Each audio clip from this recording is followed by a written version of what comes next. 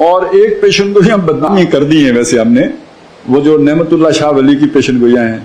وہ اتنی مس یوز کی گئی ہیں اور ان کے بارے میں ایسی مبالغہ آرائیاں کی گئی ہیں اور ان میں جو چیزیں خطرے کی تھی وہ ان کے اندر سے نکال دی گئی کہ وہ ان کو ہم نے تماشا بنا دیا۔ اور پھر جب خاص طور پہ وہ جب ان لوگوں نے ان کو پھیلایا کہ جو ایک خاص مکتب فکر سے، یا مکتب فکر نہیں، ایک خاص جو ہے نا گھر سے جن کا تعلق تھا، طاقت کے سرچشمے سے تعلق رکھنے والے لوگ، بلکہ ان کے فنڈز پہ اور ان کے وظیفوں پہ چلنے والے لوگ، جب انہوں نے ان کو پھیلایا، یہ پیشن گوئیاں ہی ساری متنازع ہو گئیں۔ لیکن وہ سمجھ لیجئے وہ بات کیا ہے، پیشن گوئی کا مقصد کیا ہوتا ہے۔ قرآن میں بھی پیشن گوئیاں آئی ہیں، حدیث میں بھی پیشن گوئیاں آئی ہیں۔ پیشن گوئی کا مقصد یہ ہوتا ہے کہ برے حالات میں، مایوس کن حالات میں بھی مومن بندے کو امید قائم رکھے۔ وہ پیشن گوئی اس لیے کی جاتی ہے۔ اللہ نے فرما دیا اسلام غالب ہوگا، احزاب آ گیا، پرواہ نہیں ہے، اللہ اور رسول کا وعدہ سچا ہے، یہ ہوگا، یہ وقتی ہے، ٹل جائے گا۔ اسی طرح سمجھیے جو نعمت اللہ شاہ ولی نے پیشن گوئیاں کی ہیں، اس کا آخری شعر میں انہوں نے یہ بات کہی ہے، اپنے آپ کو خطاب کیا ہے کہ کہا نعمت چپ کر جاؤ، اللہ کے راز فاش نہ کرو۔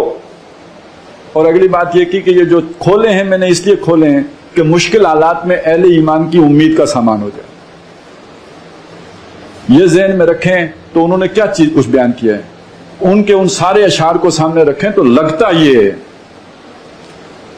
کہ ایک موقع پہ تو یہ پاکستان کا بھی بڑا حصہ ان کے قبضے میں چلا جائے گا۔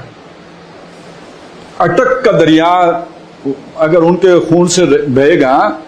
تو اٹک تک جائیں گے تو ان کا خون وہاں پہ گرے گا نا۔ سمجھ آئی بات کی؟ اور پھر یہ ہے کہ اس کے بعد مسلمان جب غالب آئیں گے تو شہر لاہور آزاد کرائیں گے، تو شہر لاہور کس کے قبضے میں ہوگا تو وہ آزاد کرائیں گے، یہ بھی ان کے شعروں میں ہے۔ اب زید احمد صاحب جب یہ شعر بیان کرے یہ والے گول، کیونکہ ان میں ذرا تھوڑی وہ دوسری تصویر سامنے آتی ہے، یہ بیان ہی نہیں ہوتے، لیکن یہ ہے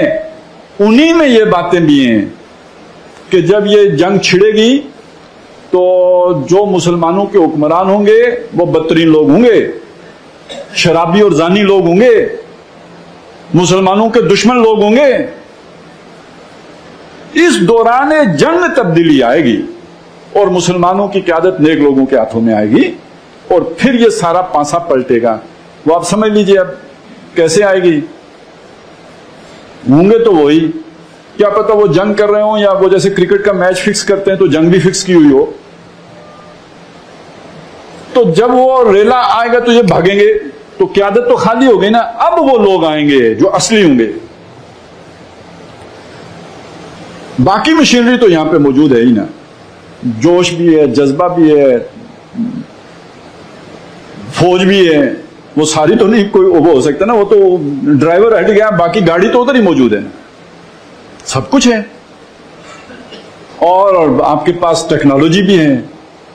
اور اب آپ کی اسٹریٹجیکل ڈیپتھ بھی ہے۔ اور نعمت اللہ شاہ ولی نے اس کا ذکر کیا ہے کہ یہ جو اصل اس کے آگے آ کے روک بنے گی، یہ بنیں گے افغان، اور افغانوں کی جو یلغار آئے گی اس سے زمین یوں کانپے گی جیسے مردہ جو گنہگار مردے کی قبر کانپتی ہے، اور پھر ان کے ساتھ شامل ہوگا پنجاب کا جوان، اور یہ مل کر پھر پورے ہندوستان میں جو ہے نا وہ اسلام کا جھنڈا غالب کریں گے۔ یہ یعنی آخری کامیابی تو اپنی ہے، اس کو ذہن میں رکھیں اور امید ہمیشہ قائم رکھیں۔ لیکن ہم اس کے دہانے پہ پہنچ چکے ہیں، یہ سب کچھ ہماری دہلیز پہ آ چکا ہے، ہم کئی غلط فہمیوں کا شکار ہیں، مغالطوں میں مبتلا ہیں اور ہمیں کھلونے دے کے بہلا دیا گیا ہے۔ اب ہمیں ہمت کرنی ہوگی، اٹھنا ہوگا، محنت کرنی ہوگی، زور لگانا پڑے گا، جدوجہد کرنی پڑے گی۔ یہ جنگ کسی اور نے نہیں، ابھی آپ نے ہی لڑنی ہے، ہتھیار اٹھا کے نہیں، ابلاغ کر کے لڑنی ہے، بات پہنچا کے لڑنی ہے، لوگوں کو ان حالات کے لیے تیار کر کے لڑنی ہے، خود اپنے آپ کو، اپنے گھر والوں کو، اپنے بچوں کو اس کے لیے تیار کرنا ہے۔ ہم نے وہ کام نہیں کرنا کہ جو لاکو خان کے موقع پہ مسلمانوں نے کیا کہ وہ سروں کے مینار بنے، اور اگر کوئی کمانڈر کہہ جاتا تھا کہ تم ادھر کھڑے رہو مسلمانوں، میں آ کے تمہاری گردن کاٹوں گا، وہ کھڑے رہتے تھے۔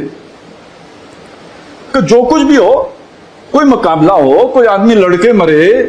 تو اس کی کوئی ذہنی تیاری ہوگی تو تب یہ بات بنے گی۔